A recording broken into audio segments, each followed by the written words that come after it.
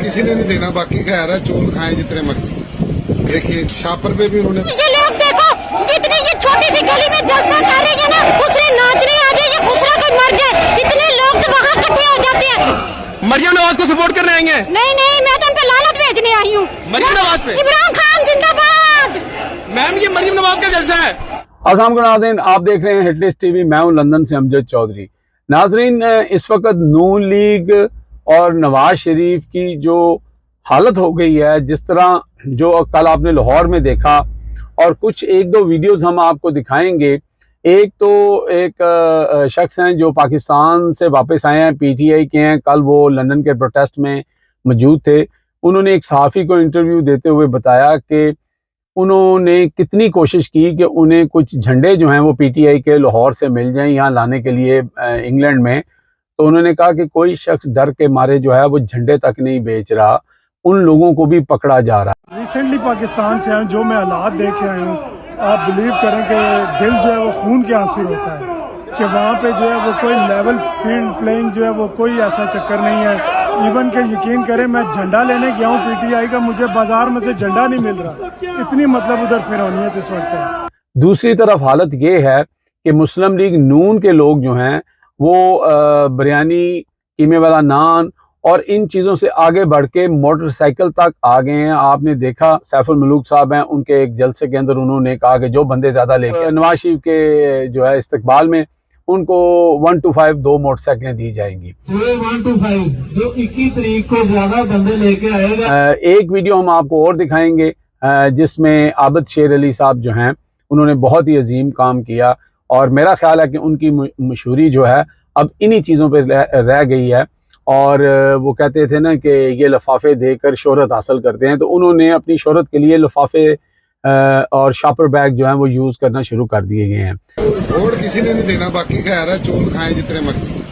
देखिए शापर पे भी उन्होंने अपनी तस्वीर बनवाई है कि हम आपको चोल खिलवा रहे हैं और वोट आपने हमको देना। लेकिन इस वक्त आप ये देख लें कि इमरान खान साहब को तो पाबंद सलासल कर दिया गया है, और मौलाना फजलुर रहमान साहब का बयान आपने सुन लिया। वो कहते हैं कि जी इलेक्शन जो है वो जनवरी में नहीं होने चाहिए क्योंकि बर्फ़ पड़ती है। 2007-8 के अंदर उन्होंने जनवरी के एंड में ही इलेक्शन हुए थे, उस वक्त तो उन्होंने पार्टिसिपेंट किया था।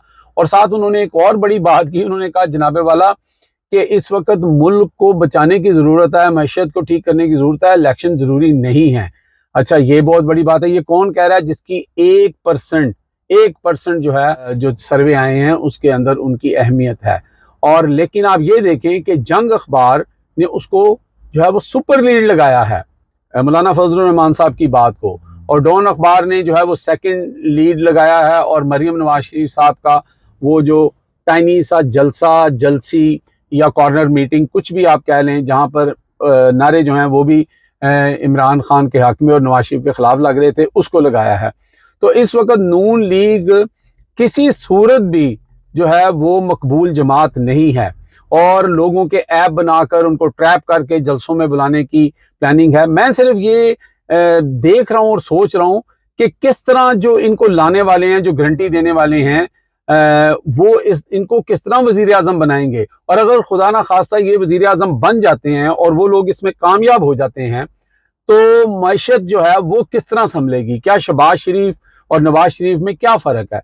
दोनों सगे भाई हैं। नवाज शरीफ के कहे बगैर एक काम भी शहबाज शरीफ नहीं करते थे। इसहाक डार उनके समधी जो बार बार 24वीं मशीयत की बात करते हैं, डॉलर 8 रुपये नीचे गिर गया था, वो डॉलर का बेड़ा गर्क करके गए हैं, यहाँ पे खड़े होकर लंदन में झूठ बोलते हैं। अगर कोई सख्त सवाल कर देता है तो उसको आगे से जवाब देते हैं, तुम इतने समझदार हो, तुम इतने अक्लमंद हो, तो नहीं उस वक्त ये करना था, इमरान खान को नहीं लेके आना था, उस वक्त उन लोगों को रोक लेना था, यानी कि वो एस्टेब्लिशमेंट पे हमला कर रहे हैं। दूसरी तरफ सारे काम अल्लाह पे भी डाल दिए उन्होंने, वो तो फूक उनकी निकल गई, लेट गए। लेकिन मुझे ये समझ नहीं आती कि इस तरह मुल्क कैसे ठीक होगा।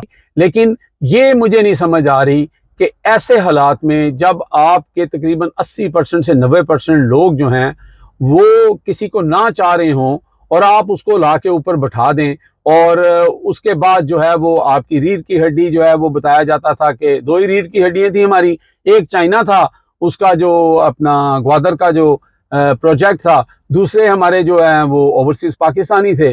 चाइना ने जो स्टेटमेंट चाइना दे रहा है, जिस तरह जो कॉन्ट्रैक्ट हुए हैं उनको आगे वो बढ़ाने में इंटरेस्टेड नहीं है, वहाँ से भी आपको खबरें आ रही हैं। ओवरसीज पाकिस्तानी जो हैं इस सूरत में पैसे पाकिस्तान भेजने को राज़ी नहीं है, सिर्फ वो इतने पैसे भेजने की कोशिश कर रहे हैं जिससे उनके जो प्यारे हैं उनका खर्चा चल सके। कोई बंदा इन्वेस्टमेंट के लिए राज़ी नहीं है। तो ऐसी सूरत के अंदर ऐसी पार्टी को सामने ला के, जिनके जलसे के अंदर एक गली नहीं भरी जा सकती और उसकी कोई तस्वीर मीडिया के ऊपर नहीं दिखाई जाती, सिर्फ मरियम नवाज शरीफ साहिबा का जो चेहरा है सिर्फ वो दिखाया जाता है। कभी वो इधर देखती हैं, कभी वो इधर देखती हैं, हाँ मैं आपको भी देख रही हूँ, मैं आपको भी देख रही हूँ, लेकिन जिनको वो देख रही थी उनको कोई नहीं देख रहा, ठीक है। लेकिन वहां पे कुछ लोगों ने ये दिखाया, तो मुझे समझ नहीं आ रही है कि किस तरह अगर ये लोग जिस तरह कॉन्फिडेंस के साथ कह रहे हैं कि जी अगली हुकूमत जो है वो नून लीग की है, तो पहले जो 18 महीने में मुल्क के साथ हो गया है, ये जो नून लीग आए उन्होंने कहा जी वो अब जो है ना वो नया वाला नवाज शरीफ आएगा। उन्होंने कहा भाई जी सानू पुराना ही नहीं रास आया, असी नवे नू की करना है। तो हालात यहाँ पर ये बने हुए हैं। नवाज शरीफ साहब भी जो हैं वो कल की जलसी के बाद फिक्रमंद हैं। अब इन लोगों ने काफी गौर व फिक्र शुरू कर दिया है कि करें तो करें क्या।